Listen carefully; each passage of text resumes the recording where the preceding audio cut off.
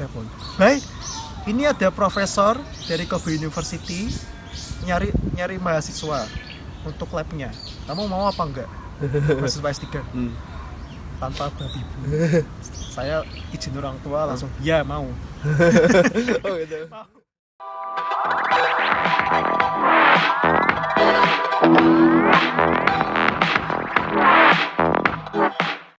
Halo, assalamualaikum warahmatullahi wabarakatuh. Bagaimana kabarnya? Semoga baik-baik saja. Semoga selalu diberi kelancaran untuk menjalankan studinya, kegiatannya, dan lain-lain. Yang pengen belajar penelitian, semoga dilancarkan juga. Yang pengen mendaftar beasiswa juga semoga dilancarkan juga. Pagi hari ini saya ditemani lagi oleh seorang dokter. Jadi nanti kita akan bahas banyak tentang pertikusan dan jalan-jalan. Karena beliau ini senangnya jalan-jalan. Jadi banyak juga jalan-jalannya, kuliahnya juga banyak. Jadi play hard, work hard. Oke. Assalamualaikum warahmatullahi wabarakatuh, Mas Bayu. Waalaikumsalam warahmatullahi wabarakatuh. Bagaimana kabarnya? Alhamdulillah sehat walafiat lancar. Lancar. Penelitian juga lancar. Alhamdulillah lancar. Iya. Jadi by the way hari ini Mas Bayu juga mau nge-lab, tapi tapi beliau menyematkan diri untuk ngobrol dengan saya di taman yang asri ini, sambil santai-santai. Lancar? Alhamdulillah. Lancar. Nanti nge-lab jam berapa kira-kira? Kayaknya sore Mas. Oh sore. Jam 6 sore. Jam Ini 6 sore. pagi sama Mas dulu. Sore. Oke. Dokter Bayu, Mas dokter ya. Iya. Mas dokter. Karena masih bujang juga. Jadi kalau ada teman-teman yang pengen kenalan bisa ke YouTube-nya. Beliau juga punya YouTube. Nanti saya sertakan linknya di Ya bawah. mungkin belum sebut. Oke Mas Bayu, kita mau bahas-bahas tentang Mas Bayu nih, perjuangan Mas Bayu bisa sampai sini. Ya. Semoga teman-teman juga terinspirasi sehingga bisa sampai kuliah di luar negeri juga seperti Mas Amin. Bayu. Amin. Ya. Oke, flashback pertama pasti dari background dulu. Lahir, asal, Saya asal kota Semarang Semarang. 27 tahun yang lalu. Saya dari kecil sampai SMA tinggal di Semarang, terus setelah itu merantau di Jogja. Berlanjut Untuk ya. FKUGM Jogja. Jadi saya lulusan FKUGM angkatan 2011. Begitu ada teman-teman saya yang nonton, wah itu Bayu 2011. Ya, berarti besar di Semarang. Besar di Kehidupan Semarang. SD, SMP, SMA. SD Lancar. saya ya sekitar flashback juga Oh, ya. iya, berarti. Jadi saya itu dulu masuk SD 6 tahun kurang, umur 6 tahun kurang. Jadi ceritanya itu dulu saya dulu umur 3 tahun TK, TKA, TKB sampai 5 tahun. Terus dari 5 tahun itu sebenarnya mau masuk ke SD, ya. cuman sama pihak SD-nya loh masih kekecilan, masih umur 5 akhirnya di TK-kan lagi di TK yang sama setahun. Dan karena guru-guru saya menganggap itu Bayu sudah bisa baca, udah cukup lah sebenarnya masuk SD, jadi ya dibiarkan main. Ya saya dulu orangnya hiperaktif. Oh ya. Hilang sedikit saya hilang. Iya. Jadi orang tua lengah sedikit saya bisa hilang kemana-mana. Gitu. Terus nyarinya harus lari-lari kotak-mantik. Gitu. Terus akhirnya saya masuk SD umur 6 kurang, kelas 1, kelas 2. Nah, waktu itu tuh ada bukaan kelas akselerasi. Oh, SD ada ya Ada akselerasi. akselerasi, kelas percepatan. Dan itu tuh saya angkatan pertama akselerasi di SD saya. Dulu SD saya namanya SD Sompok. Sekarang berubah nama SD Negeri Lamper Kidul 2. Itu cuma ada 2 waktu itu yang akselerasi, satu di Sompok, satu di swasta namanya Isriati. Saya yang di negeri. Terus waktu itu daftar waktu kelas 2 naik ke kelas 3. Jadi mulai kelas 3, 4, 5, 6 itu hanya dalam 3 tahun. Oh. Jadi kalau teman-teman saya belajar, saya main-main gitu. Kalau mereka ujian, kita masih belajar. Kalau kita ujian, mereka belajar. Oh gitu. Jadi ya Nggak pas. nggak pas timingnya. Jadi ya tapi kita enjoy dengan kehidupan akselerasi kita, malah lebih solid. Kita sekelas 20 orang dan bahkan sampai sekarang ini saya juga masih berhubungan sama teman-teman SD saya, meskipun udah pada nikah atau jauh di mana. Ya gitu, jadi kita solid 20 orang. Terus ujian sekolah waktu itu belum ada ujian nasional SD, dia ujian sekolah biasa. Alhamdulillah saya lulus dan lanjut di SMP Negeri 2 Semarang. Favorit itu? Favorit. Itu ya di Semarang. Kayaknya nggak di Semarang tuh apa? Biasanya kan 1, 2, 3 ya angkanya 1, 2, 3 itu kan favorit. Ya SMP 2 favorit. Saya ternyata teman-teman SD saya juga banyak ke sana, betul desa di SMP. Tapi dulu belum zaman rayonisasi. Jadi masih bisa. Jadi dulu zamannya tes. Terus saya ngerjain tes akademik, tes saya lupa ya tesnya apa aja. Jadi ngerjain tes gitu, terus dipampang gitu siapa aja yang terima. Alhamdulillah keterima. Terus saya nggak akselerasi SMP-nya, normal 3 tahun, kelas 7, 8, 9. Dan kehidupan SMP saya dan juga nanti SMA sebenarnya bisa dibilang agak ya belajar apa ya, mindset itu belajar. Pokoknya belajar. Ya kalau main ya masih sempat main di warnet atau main sama teman-teman, pergi kemana gitu ya kayak anak SMP biasa. Terus SMA juga, saya di SMA 3 Semarang.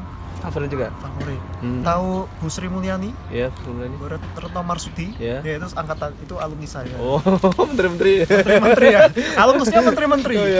Dan banyak lagi yang orang-orang top ya. Saya lulusan itu, alumni situ. Itu juga tes. Tes. Belum ada zaman rayonisasi. Tesnya wawancara, akademik, psikotes sama tahu TOEIC. Tahu. Kesini juga TOEIC. Saya TOEIC juga. TOEIC juga. Saya dulu les. Saya nggak ngerti anak SMP SMA apa gitu. Akhirnya ikut les ada di lembaga les gitu. Demi ikut tes TOEIC dan teman-teman saya SMP juga banyak yang betul desa. Jadi ya apa ya, teman SD ya teman SMP saya, teman SMP ya teman SMA saya. Terus akhirnya alhamdulillah keterima. Saya ngambil jurusan IPA. Nggak akselerasi juga, saya normal kelas 10, 11, 12. Saya nggak ya orientasi saya belajar. Saya bukan anak OSIS, saya bukan anak paskibraka, saya bukan anak pramuka dan sebagainya. Saya malah memilih tim matematika. Mantap. dulu saya memilih matematika karena waktu itu kayaknya matematika menarik. Tapi saya nggak tinggi amat sampai kota gitu. Tapi nggak sampai provinsi nasional enggak. Dan entah kenapa juga waktu itu setelah matematika kayak seiring berjalannya waktu lebih tertarik ke biologi. Karena saya pengen jadi FK, pengen jadi dokter. Memang pengen jadi dokter waktu SMA. Bahkan dari SD Mas, saya nulis di buku tahun SD cita-cita, saya nulis dokter anak.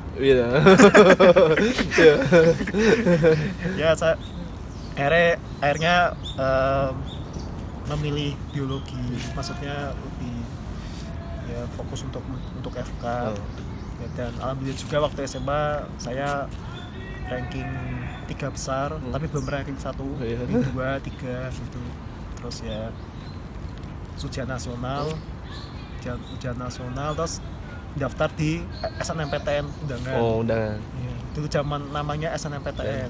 SNMPTN undangan sama tulis. Dulu daftarnya FKUGM sama FTTM ITB.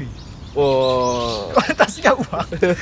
Nah, waktu itu tertarik sama pertambangan karena ya, jujur aja uang.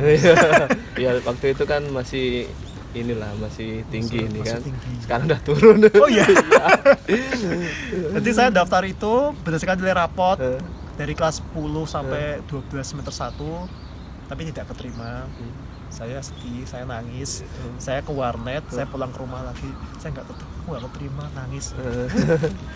Akhirnya belajar lagi, ikut bimbingan belajar, terus akhirnya ikut SNMPTN tulis, Iya. daftar di FKUGM karena saya waktu itu mau nggak mau saya ingin FKUGM. Kenapa nggak di Undip? Karena saya ingin di UGM. Oh. Itu pertanyaan klasik. Kamu nggak di Undip aja? Enggak. Oh, dia tapi ada kedokteran ya? Ada. Oh, ada. Ada FKUDIP. Tapi UGM. Tapi UGM. Jadi saya ingin merantau di UGM dan pilihan keduanya masih nyerempet tambang, Oh, iya. geologi. Oh, geologi UGM. Oh, iya. Karena passing grade-nya FTTM tuh tinggi. Iya. Jadi daripada cari mati sama-sama passing grade-nya tinggi, Iya. ya, satunya tinggi, satunya lumayan lah. Iya. Dan alhamdulillah keterima di FKUGM. FKUGM. Dan ya saya masuk di FKUGM angkatan 2011. Lancar. Terus oke lah, kita bahas sudah lancar ya bidangnya ya. Seperti kedokteran seperti biasa. Seperti pada umumnya Iya. ya praktikum, Oh. anatomi, fisiologi, kuliah gitu, ngerjain ujian, ngerjain keterampilan klinis, Iya. OSCE namanya. Jadi kayak latihan jadi dokter, misalnya pas 2 pas jadi pasien berbandu, nanti saya meriksa mata, periksa kulit, periksa jantung gitu. Ya seperti itu pada umumnya. Terus ya saya mulai aktif ikut banyak kegiatan. Oh, waktu kuliah itu berarti. Untuk kuliah saya ikut tim medis FKUGM, terus ikut tim science, academic science, sama kayak namanya CIMSA. CIMSA itu organisasi medical student di Indonesia. Jadi saya ya di CIMSA itu saya juga jalan-jalan sampai ke Pekanbaru, sampai ke Tangerang. Oh. Karena ya saya Indonesia, kalau meeting nasional ya sampai Pekanbaru, sampai Tangerang. Oh iya. Memang dari dulu jalan-jalan berarti satu itu. Waduh, itu jalan-jalan ya sama teman-teman juga diajak ke Bromo misalnya, ke Ijen gitu. Terus ya ada cerita menarik dulu, KKN pengen di Lombok. Jauh. Saya waktu itu jadi kayak pilihan nomor 1 orang-orang tuh kok nggak Lombok sama di Komodo. Oh iya. Tapi saya dapatnya Jepara. Oh iya. Jepara. Terus sampai sana teman-teman KKN saya, itu loh ya di Lombok jalan-jalan, Komodo jalan-jalan. Ya, itu dulu, tapi ya KKN-nya tuh agak beda sama fakultas lain. Kalau KKN dulu tuh jadi 3,5 tahun. Kalau di FKUGM 3,5 tahun S1, ada wisuda, terus koas 2 tahun, terus KKN-nya pas koas itu. Oh. Jadi kita hitungannya sih nggak KKN sama yang seangkatan kita, yang sama di bawah kita, sama di kelas gitu. Tapi ya waktu itu KKN 25 orang, 21 anak FK. Oh iya. Kasihan yang satu nggak ngerti ngomong apa nih. Ya, jadi istrinya ya percakap ya teman-teman sendiri. Iya. Ya gitu. Iya. Kalau pas koas muter-muter di area Jogja dan sekitarnya. Di ya Bantul, Sleman, Magelang, Banyumas, Pati, muter-muter. Ya ketemu di rumah sakit gitu. Terus KKN tadi di terakhir, terus setelah KKN UKMPD, ujian kompetensi dokter ya. Itu momok Mas. Itu belajarnya kayak pagi malam. Iya. Banyak ya. 200 soal 200 menit. Online. ABCD-nya online.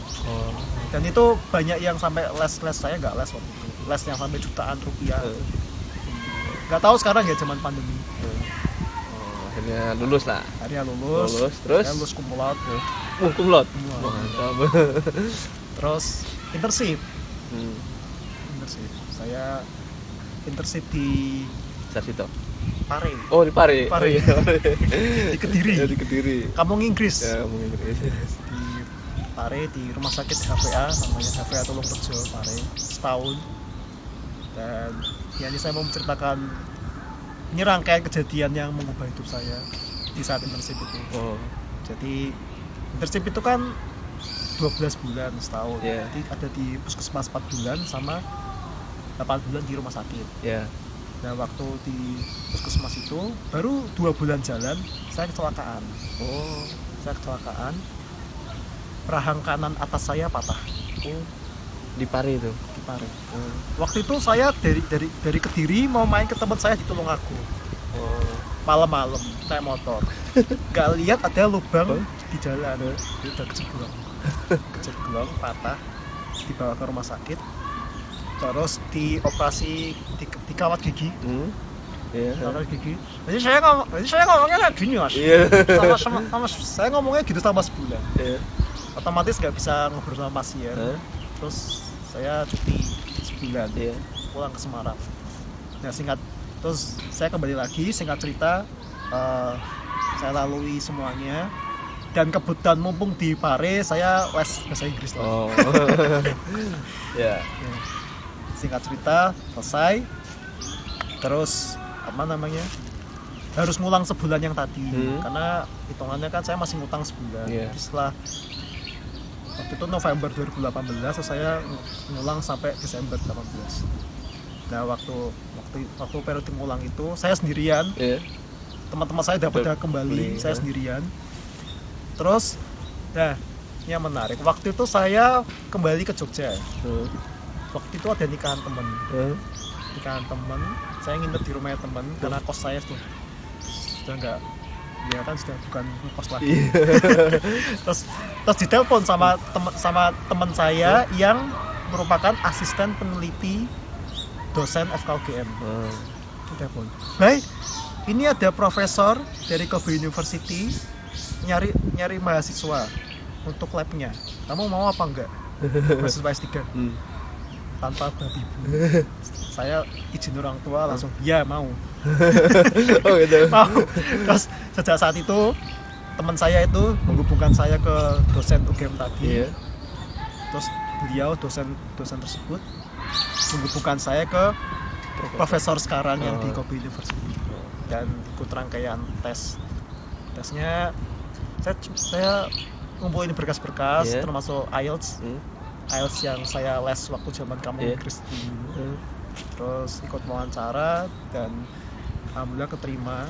Itu 2019 sampai Januari Februari itu ketemu, ngobrol sama sensei saya sekarang, wawancara via Skype. Terus tahu resminya pengumuman itu bulan Juni 2019, September 19 saya kesini. Yang kita ketemu itu. Akhirnya kita ketemu sekarang. Oke, sampai sini akhirnya. Terus sekarang kan ini bahas riset sekarang. Gimana risetnya tentang pertikusan itu? Kenapa pakai tikus, nggak pakai yang lain, nggak pakai kambing? Kalau kambing FKH nanti. Oh ya. Oh gitu. Jadi teman-teman saya memelihara banyak tikus. Saya punya banyak, nggak tahu. Sekarang kayaknya 30 sekian kandang, dan satu kandang ada 5 tikus di dalamnya, nggak tahu ratusan tikus. Jadi riset saya itu tentang sistem saraf di perut. Bahasa kerennya enteric nervous system. Enteric itu perut Mas. Jadi kenapa pakai tikus? Karena kita nggak mungkin pakai manusia. Gitu. Nggak etis Mas. masa ususnya manusia diambil demi diutak-utik. Jadi kita dengan namanya animal model, dengan model tikus itu kita memanipulasi genetik si tikus itu Mas. Jadi kita manipulasi gen tertentu yang kalau itu dirubah atau mutasi itu akan berpengaruh pada ususnya, pada sistem pencernaan. Dan nggak cuma pencernaan aja, tapi juga bisa berefek ke sistemik, ke semuanya, atau ke otak gitu. Karena perut dan otak itu juga berkesinambungan. Kalau kita stres kan kita halunya pengen makan. Oh itu ya. Kalau kita, atau kebalikannya, kita stres halunya pengen beol terus. Itu kan ada hubungannya sama perut sama otak. Jadi kita misalnya membuat si tikus itu ada mutasi di enteric nervous system, sistem itunya, apakah hasil akhirnya akan muncul ususnya membesar atau mengecil gitu. Kalau di lab saya salah satu fokusnya di Hirschsprung disease. atau bahasa Indonesianya megakolon. Mega tuh gede, kolon tuh usus besar. Di ususnya membesar, tapi nggak membesar semua. Bayangin pipa mas, selang. Kalau kita megang selang di ujungnya, di hilirnya, hulunya kan membesar, karena pressure. Ya kayak gitu. Oh gitu. Tapi pressernya ini karena peristaltik ususnya atau kepis ususnya itu nggak berjalan. Oh gitu. Dan yang mengatur peristaltik itu saraf. Berarti ke saraf itu tadi. Ke saraf itu tadi. Dan yang ngeblok tuh biasanya feses.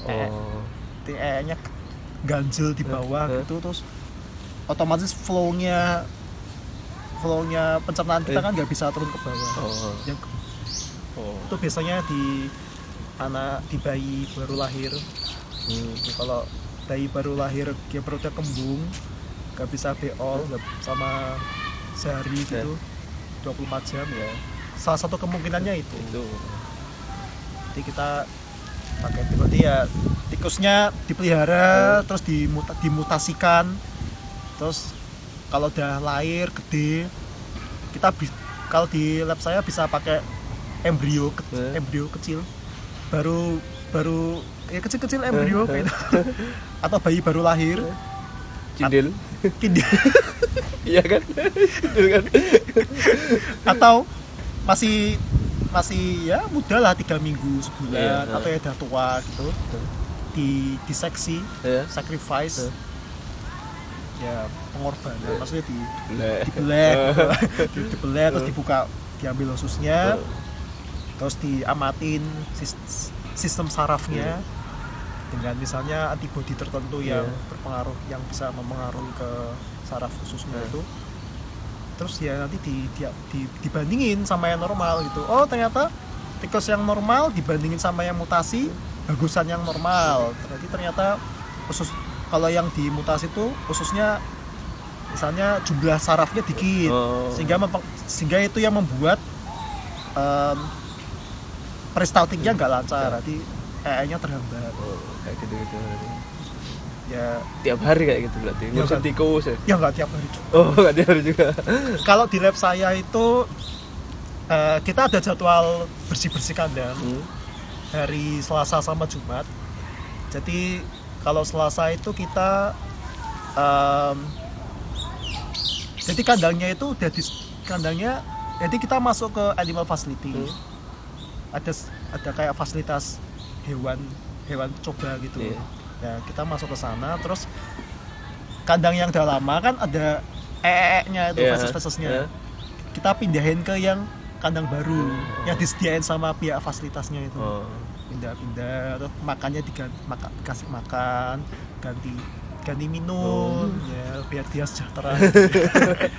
Terus bersihin ruangannya itu, biasanya kayak ya kerja bakti tiap minggu gitu. Kalau Jumat cuman ganti air sama ngasih makan. Jadi ya itu yang wajib. Tapi ya ada jadwalnya juga, karena kita di lab ada ber-9. Ya kita ber-9, dia ada gilirannya gitu. 6 orang gitu Mas. Kalau hari-hariannya ya mengawinkan. Saya jadi KUA-nya tikus. Misalnya tikus jantan A sama tikus betina B dikawinkan. Kawinkan di satu kandangin itu? Satu kandangin. Oh, kawin sendiri berarti kan dia? Iya, kawin sendiri lah. Kirain dikawinin itu. Enggak. Dikawinkan, terus dilihat dalam siklus hamil sama siklus hamil dan melahirkannya tikus itu 3 minggu. Cepet ya? Kayak ayam. Dilihat, oh itu ternyata melahirkan. Jadi bahasa kerennya bayi baru lahir itu pups. Jadi pupsnya banyak. Oh ini ada banyak. Cindilnya banyak. Oke, ini kalau emang tujuan eksperimen nunggu sampai gede ya tunggu sampai gede. Nah nanti kalau udah agak gedean dikit kita cek tuh itu tikus tuh beneran membawa gennya bapak ibunya apa enggak? Dan gen tetangganya. Ya, terus dipotong ekor tikusnya mas. Terus dipotong. Nanti kita ngambil DNA. Namanya genotyping. Kita genotyping DNA itu, diambil DNA-nya terus di PCR. Jadi PCR tuh nggak cuma untuk COVID, tapi untuk genetika yang lain tuh juga bisa. Tapi beda jenis PCR. PCR yang kualitatif. Jadi ternyata dia emang membawa gen bapak ibunya. Oke, berarti kita bisa pakai tikusnya itu untuk eksperimen, dan kalau butuh banyak tikus anak-anaknya tadi dikawinin lagi sama tikus yang lain gitu. Ya ngawin punya anak, terus kawin lagi, punya anak kawin lagi. Karena kita nggak cuma butuh 1-2 tikus mas. Banyak ya? Banyak. Minimal ya sebanyak mungkin lah. Karena kalau ya mungkin kalau pilot eksperimen, kalau pertama-tama 1 ya cukup lah. Itu ternyata berpengaruh gitu. Nah setelah berpengaruh, untuk membuktikan dia signifikan apa enggak, butuh banyak, butuh jumlahnya banyak. Ternyata dari 10 ternyata emang bermasalah semua sarafnya. Itu ya. Nanti kalau mau publish jurnal ya mas, kalau cuma 1-2 tuh kurang signifikan. Jadi datanya harus banyak ya? Harus banyak. Iya, butuh waktu lama. Jadi statistik juga berarti ya? itu sih yang salah satu yang membagongkan, yang harus berpikir itu butuh waktu lama untuk mating, mengawinkan tikus dan menghasilkan tikus yang banyak. Sedangkan kita misalnya punya proyek nggak cuma 1 jenis gen, tapi gen yang lain. Belum kalau kita misalnya diseksi tadi. Jadi nggak cuma sehari 2 hari. Diseksi, ditaruh di formalin, terus ditunggu berapa hari gitu, terus dicat, di staining berapa hari lagi, bisa semingguan gitu sekali ini aja. Padahal itu butuh ratusan malah. Iya. Makanya lama ya. Makanya lama. Nggak bisa langsung instan gitu. Oke, itu tentang pertikusan. Nah, sekarang tentang ini, Kobe Ambassador. Nah, Mas Bayu kan ini sebagai Kobe Ambassador nih. Jadi untuk yang teman-teman belum diketahui ya, Kobe Ambassador ini adalah seperti NGO. Dia intinya ingin memperkenalkan Kobe lah kepada internasional gitu. Dan salah satu agennya ini adalah Mas Bayu. Agen untuk memperkenalkan. Saya kenapa ikut kegiatan itu? Apa yang dilakukan di situ? Saya suka berinteraksi dengan orang. Ya. Di sana tuh saya ketemu dengan warga asing dengan nasionalitas yang berbeda-beda, kayak Amerika, India, Myanmar, Vietnam, Filipina dan sebagainya. Dan itu NGO yang sebenarnya berafiliasi juga dengan pemerintah Kota Kobe. Jadi kegiatan kami ya disponsori juga oleh Kobe City. Jadi kegiatannya programnya jalan-jalan. Programnya jalan-jalan. Jadi dari Kobe City itu mengajak kita ambasador tiap bulan untuk ada aktivitas. Paling terakhir tuh saya dan teman-teman diajak ke suatu daerah namanya Shinagata. Di mana Shinagata itu dulu 20-an tahun yang lalu tuh terkena gempa. Parah. Gempa tahun 95. Hanshin. Nah, itu kita diajari historinya dan gimana orang-orang di sekitar sana tuh pulih secara ekonomi, mental gitu terhadap gempa tadi.